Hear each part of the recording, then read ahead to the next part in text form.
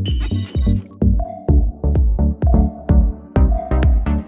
नमस्कार दोस्तों, आप सभी लोगों का एक बार फिर से आपके अपने ही चैनल अमेजिंग वर्ल्ड में स्वागत है। आज का ये हमारा वीडियो बाकी सभी वीडियो से बहुत ही अलग होने वाला है, क्योंकि इस वीडियो में मैं आपको बताने वाला हूँ कि क्यों ट्रेन की बॉगी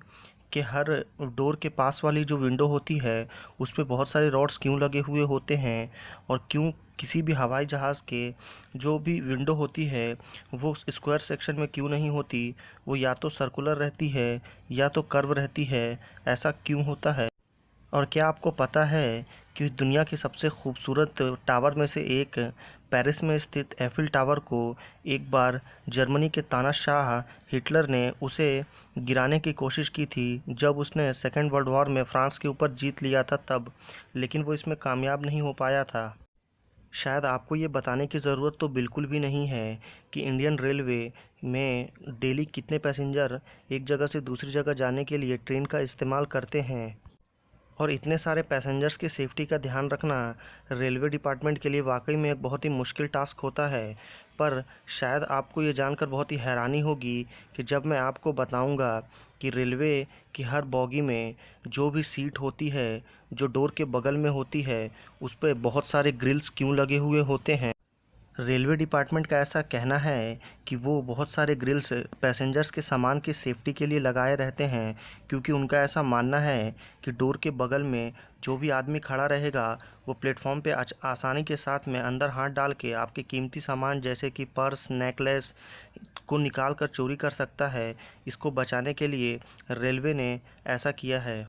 दोस्तों, दुनिया में ऐसे बहुत से लोग मौजूद हैं जो हमेशा फ़्लाइट में ट्रैवल करना पसंद करते हैं, क्योंकि उससे समय की बहुत ही बचत होती है। पर कभी भी आप किसी फ़्लाइट को बहुत ही ध्यान से देखेंगे तो आप ये पाएंगे कि फ़्लाइट का विंडो कभी भी स्क्वायर सेक्शन में नहीं होता, यानी कि वर्गाकार नहीं होता। वो या तो कर्व शेप में होता है या फिर पूरी तरह से सर्कुलर यानी कि वृत्ताकार होता है। ऐसा क्यों किया जाता है, इसको लेकर फ़्लाइट इंजीनियर का कहना है कि हाई प्रेशर में कभी भी जब फ्लाइट ऊपर में रहता है तो अगर ग्लासेस सर्कुलर सेक्शन में बनी रहती है तो वो बाहरी दबाव बहुत ही आसानी के साथ झेल लेती है, जबकि अगर वो स्क्वायर सेक्शन में रहने से उस ग्लास के टूटने की संभावना रहती है, जिससे फ़्लाइट के सेफ्टी पे फ़र्क पड़ सकता है। अब मैं आपको दुनिया के सबसे मशहूर टावर एफिल टावर के बारे में कुछ ऐसे इंटरेस्टिंग और अमेजिंग फैक्ट्स बताऊंगा जिसको आपने पहले कभी सुना नहीं होगा, और जिसे सुनकर आप पूरी तरह से शॉक हो जाएंगे। एफिल टावर को 1879 ईस्वी में 100 साल की फ्रेंच रिवॉल्यूशन के कंप्लीट होने के बाद बनाया गया था। इस मशहूर टावर का निर्माण एक मशहूर सिविल इंजीनियर गस्टेव एफिल ने किया था, और इस टावर को बनाने में लगभग 2 साल, 2 महीने और 4 दिन लगे हैं। एफिल टावर को लगभग बनाने में 7,500 टन आयरन का इस्तेमाल किया गया, और लगभग 2.5 मिलियन टन रिवेट का इस आयरन को जोड़ने में इस्तेमाल किया गया है।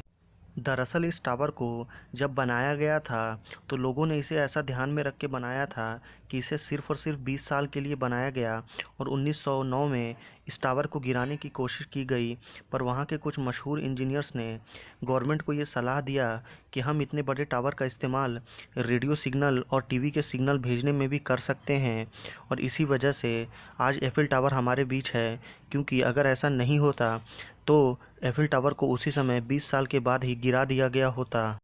द्वितीय विश्व युद्ध के समय तानाशाह हिटलर ने जब फ्रांस की राजधानी पेरिस पर हमला कर उसे जीत लिया, तब उसने एफिल टावर को गिराने का निर्णय लिया। पर वहां पर मौजूद कुछ फ्रेंच साइंटिस्ट ने इस पर जो जाने वाली लिफ्ट है उसके केबल्स को काट दिया। इसकी वजह से जर्मन लोग एफिल टावर के टॉप पर नहीं आ सके, और वो उसे गिराने में पूरी तरह से असमर्थ हुए।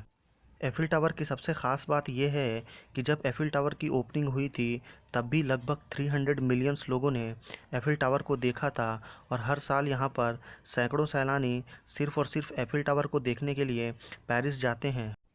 ये टावर इतना ज़्यादा पुराना होने के बावजूद इस पर बहुत ही ज़्यादा मेंटेनेंस खर्च आता है, और शायद आपको ये जानकर बहुत ही हैरानी होगी कि हर साल के बाद जब एफिल टावर को पेंट किया जाता है तो उसके ऊपर लगभग 7 हाथियों के वज़न के बराबर पेंटिंग किया जाता है। तो दोस्तों, ये थी हमारी कुछ अमेजिंग और कुछ इंटरेस्टिंग फैक्ट्स। आप हमें नीचे कमेंट करके ज़रूर बताएं कि आपको वीडियो का सबसे बेस्ट पार्ट कौन सा लगा। अगर आपको वीडियो पसंद आया हो तो वीडियो को लाइक एंड शेयर करना बिल्कुल ना भूलें, और चैनल पर अगर पहली बार आए हैं तो चैनल को सब्सक्राइब कर लें, क्योंकि इसी तरह के अमेजिंग कंटेंट आपको हमारे चैनल अमेजिंग वर्ल्ड में मिलते रहेंगे। तो फिर मिलते हैं अगले वीडियो में, तब तक के लिए धन्यवाद।